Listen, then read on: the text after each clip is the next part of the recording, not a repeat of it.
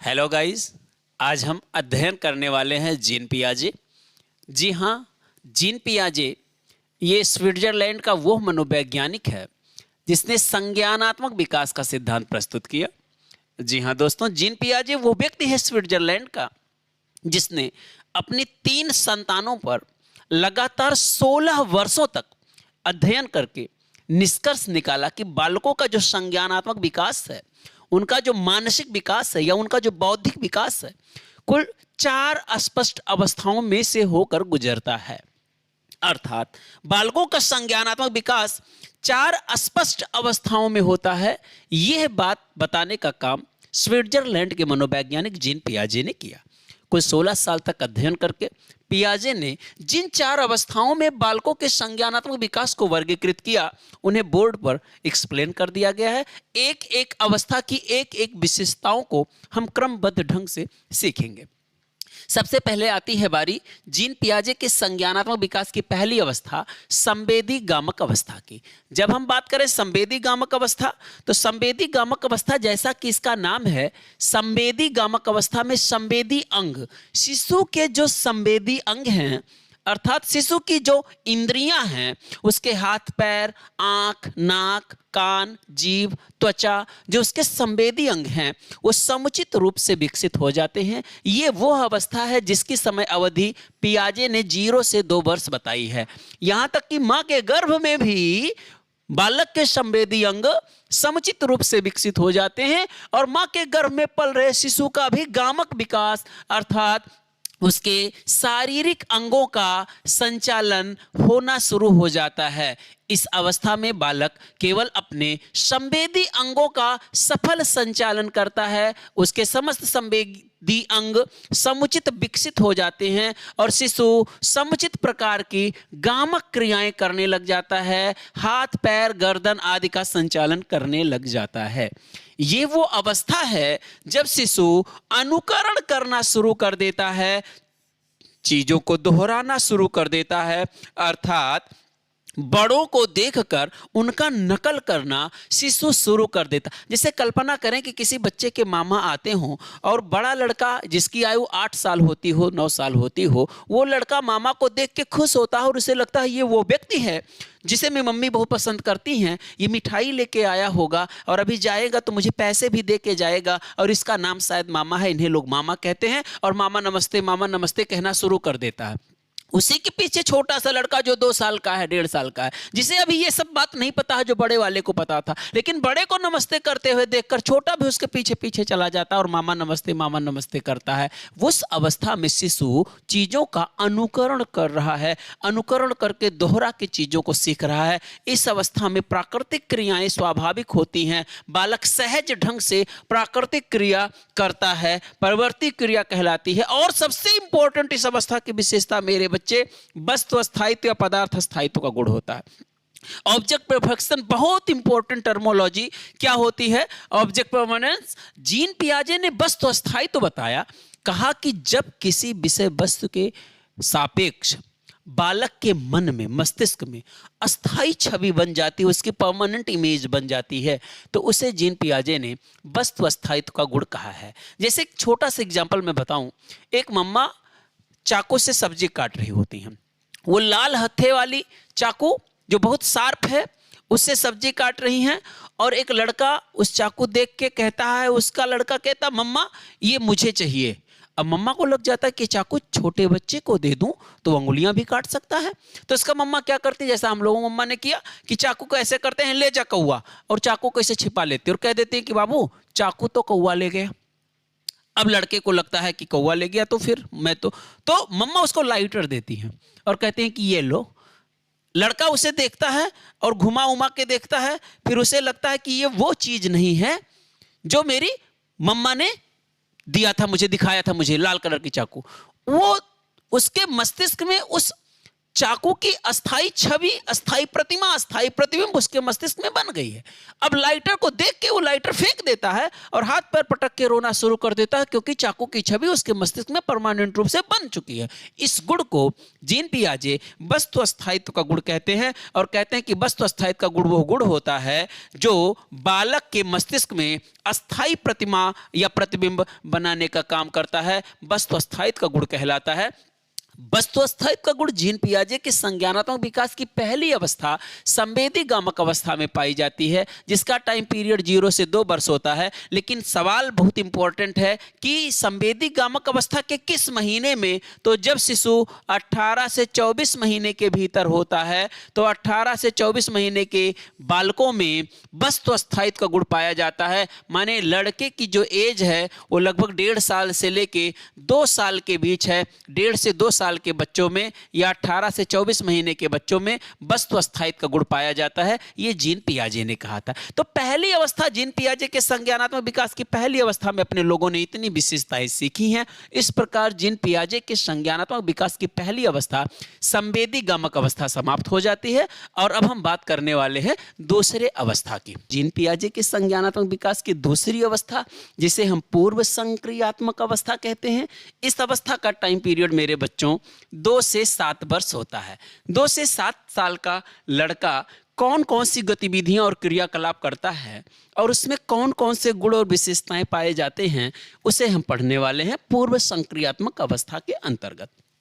सबसे पहली बात आती है लाक्षणिक गुण की। लाक्षणिक गुण का सीधा संबंध होता है चिन्हों से, प्रतीकों से, संकेतों से। जब वो कोई बालक चिन्हों, प्रतीकों, संकेतों के आधार पर संज्ञान का विकास अपने कर लेता है, तो वो लाक्षणिक गुण कहलाता है। वो प्रतीकात्मक और संकेतात्मक ढंग से कार्य करने लग जाता है। जैसे एक छोटा सा एग्जाम्पल मैं बताऊं, कभी ऐसा हुआ कि लड़का बेडरूम में सो रहा है, ये लगभग 3-4 साल का बालक है, 5 साल का, 4 साल का, अपने बेडरूम में सो रहा है, मम्मी के बेडरूम में सो रहा है। उसकी मम्मी किचन में काम कर रही होती है। अचानक से वो सपने देखता है, कुछ डरता है, अचानक से उठता है और अपनी मम्मा को नहीं पाता और रोना शुरू कर देता है। उसे रोता हुआ सुनकर उसकी मम्मा जो किचन में काम कर रही होती वहीं से बोलती, क्या हुआ बाबू, क्या हुआ बाबू? और बाबू के सामने मम्मा भी प्रत्यक्ष रूप से उपस्थित नहीं है, लेकिन मम्मा की आवाज सुनकर उन संकेतों और लक्षणों से बालक के मस्तिष्क में उसके मम्मा की प्रतिबिंब बन जाती है। इसी को जीन पियाजे ने लाक्षणिक गुण कहा है, जिसका सीधा संबंध चिन्ह, प्रतीक और संकेत से। आपको बताता चलूं, कहीं क्वेश्चन में ये शब्दावली अगर मिल जाए, चिन्ह, संकेत और प्रतीक, तो अपने लोगों ने जान लेना है कि जीन पियाजे के संज्ञानात्मक विकास की दूसरी अवस्था पूर्व संक्रियात्मक अवस्था की बात चल रही है। एक और बात आती है, इसी अवस्था में गुण पाया जाता है जीववाद या जीववादिता का गुण, एनिज्म। जब कोई लड़का निर्जीव विषय वस्तु को, ये समय अवधि होगी 2 से 7 साल का, इसी बीच में लड़कों में जीववादिता पाया जाएगा, एनिज्म पाया जाएगा। जब कोई बालक किसी निर्जीव विषय वस्तु को सजीव मान लेता है, तो इस गुण को ही जीन पियाजे ने जीववाद या जीववादिता कहा है। जैसे हमने देखा कि छोटे बच्चे होते हैं, वो उमड़ते घुमड़ते बादल को देखकर ये समझ लेते हैं कि बादल पानी लेने जा रहा है, वहां से पानी लेके आएगा तो यहाँ बरसात करवाएगा। ये एक्चुअली बच्चों का जीववादिता कहलाता है, जो जीन पियाजे के संज्ञानात्मक विकास की दूसरी अवस्था में पाया जाता है। हमने देखा कि छोटे बच्चे अपने कोई गुड्डा गुड्डिया टेडी बियर टाइप का लिए होते और कहती मेरा बाबू है, उसे बिस्किट बिस्किट भी खिलाने की कोशिश करते। अगर उनके बाबू को मार दो तो रोने लग जाते थे कि मेरे बाबू का काहे मारे हो, मेरे बाबू का काहे मारे हो। उन्हें लगता था उनका बाबू सजीव है। ये वही अवस्था होती है जब खेलता हुआ बच्चा कहीं फर्नीचर, कुर्सी, तख्ता लग जाने पर चोट लग जाती है और रोने लग जाता, तो उसकी कोई बुआ हुआ आती है और कहती है, का हो बाबू, कौन मारा? ये मारे हैं, रुको। उनको पैर से मार देती है, मारोगे फिर बाबू को मारोगे, तब इन्हें लगता है कि अब सही हुआ, वो हमें मारे थे तो ये मारेंगे। उन्हें वो सजीव मानकर रिएक्ट करता है। इस गुण को जीववादिता कहा जाता है। आत्म केंद्रिता और अहम केंद्रिता, ये दोनों बड़ी इंपॉर्टेंट टर्मोलॉजी है जीन पियाजे के संज्ञानात्मक विकास की, जो इनके संज्ञानात्मक विकास की दूसरी अवस्था पूर्व संक्रियात्मक अवस्था में पाई जाती है। आत्म केंद्रिता या अहम केंद्रिता, इसमें होता है कि बालक अपने ही विचार को सत्य मानता है, जिसे आत्म केंद्रिता कहा जाता है। बालक के मस्तिष्क में किसी विषय वस्तु को लेकर जो अवधारणा है, उसी अवधारणा को ही वो अंतिम सत्य मानता है। इसे हम आत्म केंद्रिता अथवा अहम केंद्रिता या इकोसेंट्रिज्म कहते हैं। इसे समझाने के लिए एक बड़ा इंपॉर्टेंट 3 पहाड़ों वाला सिद्धांत आता है। जैसे मैं ये बता देना चाहता हूँ कि कोई 2 लड़कियां हैं, मान लीजिए कोई एक लड़की है जिसका नाम बबली है और ये कोई दूसरी लड़की है जिसका नाम लवली है, और बबली और लवली ये दोनों 2 लड़कियां हैं। यहाँ पर मैंने लिख दिया बबली और यहाँ पर मैंने लिख दिया लवली, ये दोनों 2 लड़कियां हैं। और इनको बताया गया कि देखो बेटा, एक ये पहाड़ है और एक ये दूसरा पहाड़ है और एक ये तीसरा पहाड़ है। अब जब मैंने बबली से पूछा कि आपको क्या दिखाई दे रहा है, तो बबली कहती है कि सर सबसे पहले सबसे बड़ा पहाड़ है, उसके बाद उससे छोटा पहाड़ है और सबसे लास्ट में सबसे छोटा पहाड़ है। ऐसा बबली ने कहा। लेकिन लवली से जब पूछा गया कि आप क्या देख रही हैं, तो लवली ने कहा कि सर बबली, पहली बात तो पूरी तरह से गलत है। मैं बता रही हूं कि सबसे पहले सबसे छोटा पहाड़ है, उसके बाद उससे बड़ा पहाड़ है और सबसे बाद में सबसे बड़ा पहाड़ है। यहां बबली और लवली दोनों अपने अपने विषय वस्तु को अपने अपने दृष्टिकोण से एकदम वैध मान रहे हैं और उन्हें लगता है कि मैं ही सही हूं, सामने वाला गलत है। इसे आत्म केंद्रिता कहते हैं।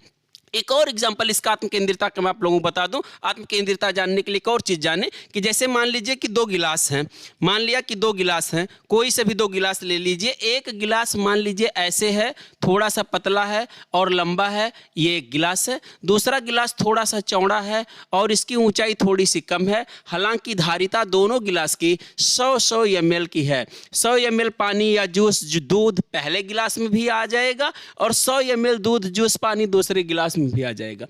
2 गिलास बालकों के सामने मैं लेके आता हूं और पूछता हूं आप कौन सा जूस लोगे, तो लड़के को लगता है कि ये वाला गिलास ले लेंगे, इसमें जूस ज्यादा है, जबकि दोनों की धारिता 100 ml है। लेकिन लड़के को लगता है कि इसमें ज्यादा जूस आएगा और इसी का सिलेक्शन करता। अपने उस अवस्था में, बाल्यावस्था में, अपने लोगों ने एक चीज बहुत किया है। चूरन मिलते थे हम लोगों के जमाने में, 1 रुपए के 2 चूरन मिलते थे, मुझे याद है, और दोनों चूरन की क्वांटिटी सेम होती थी। अब मैं समझता हूं, एक चूरन पतली पाइप में आता था और एक चूरन चौकोर डिब्बे टाइप में आता था, वो भी पॉलीथीन के रैपर में, और दोनों की क्वांटिटी सेम थी। लेकिन हम लोग चूरन हमेशा पतला लंबा वाला ही खरीदते थे। मुझे लगता था कि उसमें ज्यादा चूरन आ रहा है। वो हमारी आत्म केंद्रिता थी मेरे बच्चे। तो मैं बात करने वाला हूं कि जीन पियाजे के संज्ञानात्मक विकास की दूसरी अवस्था में आत्म केंद्रिता या अहम केंद्रिता पाई जाती है। यहाँ विषय वस्तु, यहाँ बालकों का आत्मसातीकरण भी जीन पियाजे ने करवाया है। एसिमिलेशन और एकमोडेशन 2 चीजें बड़ी इंपॉर्टेंट। यहाँ से आत्मसातीकरण बताने के लिए मैं एक और चीज नहीं बता दूं आपको। यहाँ पर जीन पियाजे ने 2 बड़े इंपॉर्टेंट शब्द दिए हैं। एक तो दिया है एसिमुलेशन, एक तो इनका शब्द है एसिमुलेशन और एक दूसरा शब्द है एकोमोडेशन। एकोमोडेशन दोनों की टर्मोलॉजी आप समझ लीजिएगा। पहले इन लोगों के हिंदी नाम कई सारे अलग अलग होते हैं, अंग्रेजी में समझ लीजिए। यहाँ से सवाल खूब आते हैं। जब कोई बालक अपने पूर्व ज्ञान में नवीन ज्ञान को जोड़कर ज्ञान का विस्तारण करता है तो वो एसिमिलेशन कहलाता है।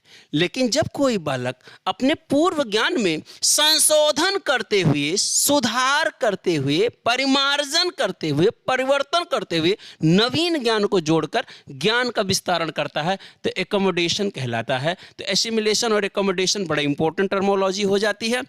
यहाँ विचारों में अनुत्कर्मण्यता पाई जाती है। बहुत इंपॉर्टेंट सवाल है कि जीन पियाजे के संज्ञानात्मक विकास के किस अवस्था में बालकों के विचारों में उत्कर्मण्यता पाई जाती है या पलटाव्यता पाई जाती है। ये तीसरी अवस्था मूर्त संक्रियात्मक अवस्था में पाई जाती है। उत्कर्मण्यता, विचारों में उत्कर्मण्यता या विचारों में विलोम्यता या विचारों में पलटाव्यता, ये सारे एक ही शब्द है मेरे बच्चे। या विचारों में प्रतिवर्तन, ये सारे 4 शब्द लिख दिए गए हैं। इन सब की अंग्रेजी होती है रिवर्सिबिलिटी, माने उत्कर्मण्यता या विलोम्यता या पलटाव्यता या प्रतिवर्तन या प्रतिवर्त्य गुणधर्म।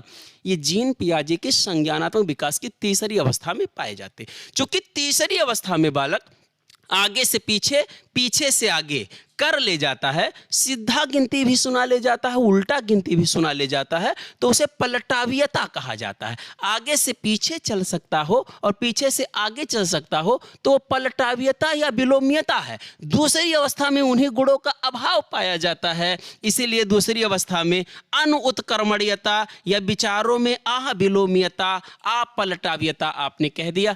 तीसरी बात करते हैं मूर्त संक्रियात्मक अवस्था।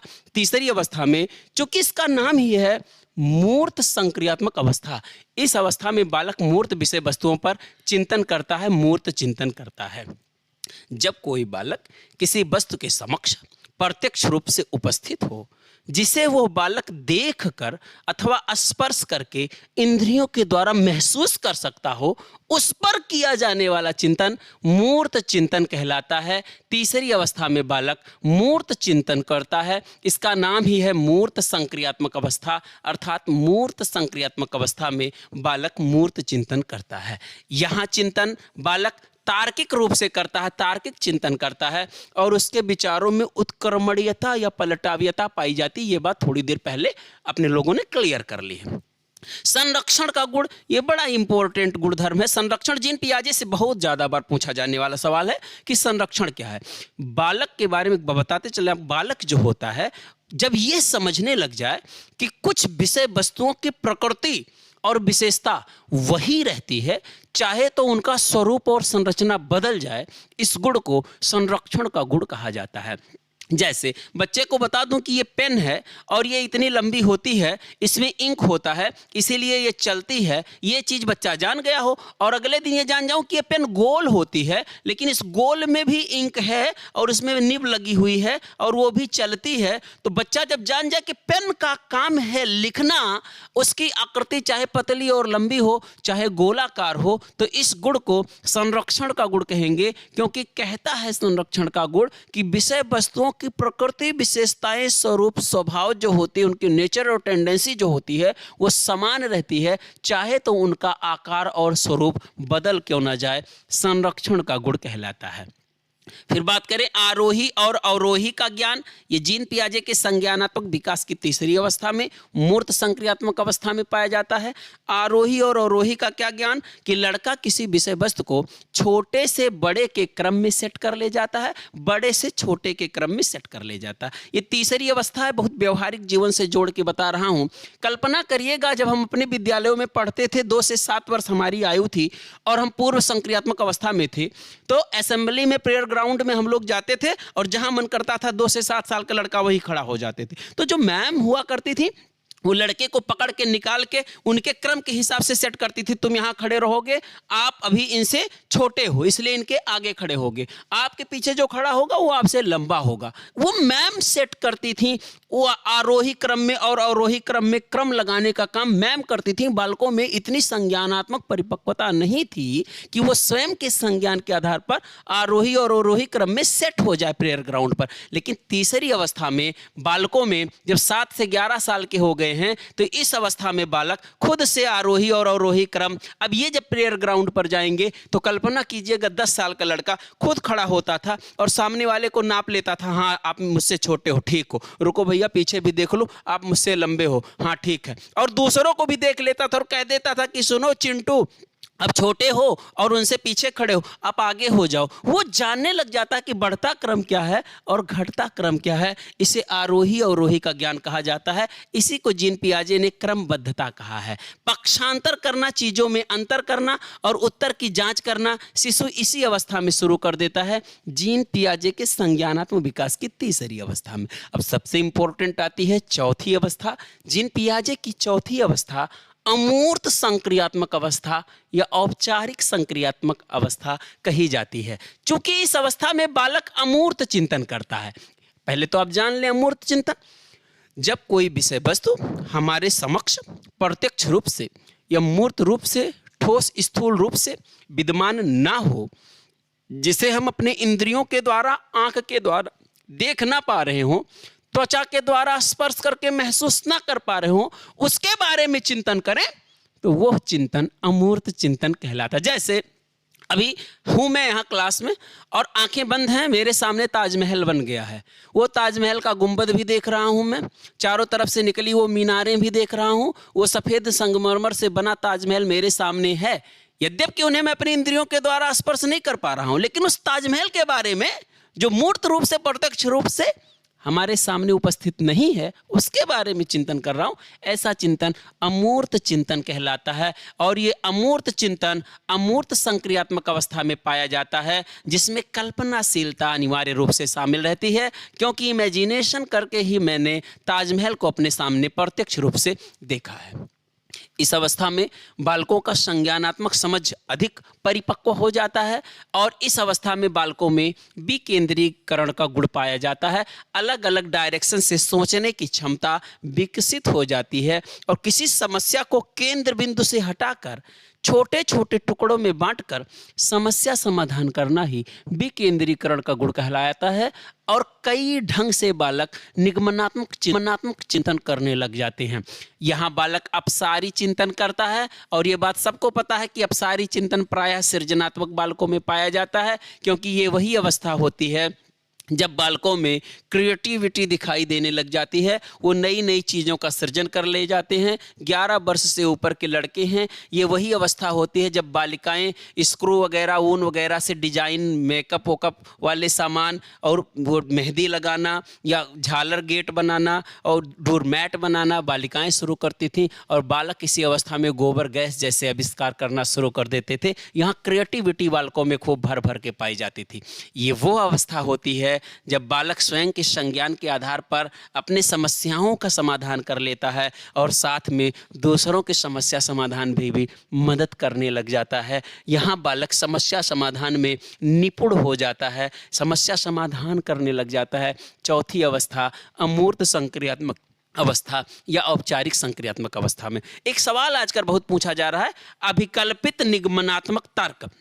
बालक किसी समस्या के बाबत अपने मन में एक कल्पना करके, हाइपोथेसिस बना के, निगमनात्मक ढंग से अलग अलग जगहों से अलग अलग डायरेक्शंस में विचार विमर्श करके अपने तर्क लगा के समस्या का समाधान करता है। अभिकल्पित निगमनात्मक तर्क कहलाता है। यहाँ से सवाल बहुत बार पूछा जाता है। तो अपने लोगों ने आज जीन पियाजे के संज्ञानात्मक विकास को पढ़ा है और यहाँ एक बार फिर से मैं कीवर्ड्स पर बात कर लूँ।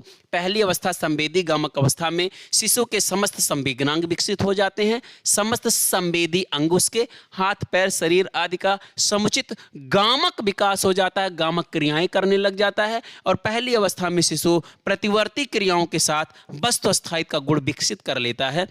वस्तु स्थायित्व तो 18 से 24 महीने में पाया जाता है। ये सवाल बड़ा इंपॉर्टेंट रहेगा। दूसरी अवस्था पूर्व संक्रियात्मक अवस्था में शिशुओं में लाक्षणिक गुण पाया जाता है। चिन्हों, प्रतीकों, संकेतों के आधार पर वो चीज़ों को सीखना शुरू कर देता है। और दूसरी बात होती है कि जीवबाधिता पाया जाता है। निर्जीव विषय वस्तुओं को सजीव मानने लग जाता है और आत्म केंद्रिता अथवा अहम केंद्रिता पाया जाता है, जिसमें शिशु अपने विषय वस्तु और विचार को ही अंतिम सत्य के रूप में स्वीकार करता है। मूर्त संक्रियात्मक अवस्था में मूर्त चिंतन करता है। उत्क्रमणीयता, विलोमीयता, पलटावीयता और प्रतिवर्तन, ये सारे एक ही शब्द के अनेक नाम लिखे हैं। सबकी इंग्लिश रिवर्सिबिलिटी होती है। आगे से पीछे, पीछे से आगे कर ले जाना, अर्थात पक्षांतर कर देना, अर्थात आरोही और रोही का ज्ञान हो जाना, अर्थात विषय वस्तुओं को बढ़ते और घटते क्रम में व्यवस्थित कर देना। और संरक्षण का गुण पाया जाता है। इस पर बात हो चुकी है कि विषय वस्तुओं की प्रकृति नहीं बदलती, चाहे स्वरूप बदल ही क्यों ना जाए। आरोही और रोही का ज्ञान हो जाता है। लंबाई और मोटाई के घटते और बढ़ते क्रम में सेटअप कर लेते हैं। समुचित क्रमबद्धता हो जाती है। पक्षांतर में सक्षम और उत्तर की जांच करने में सक्षम हो जाते हैं।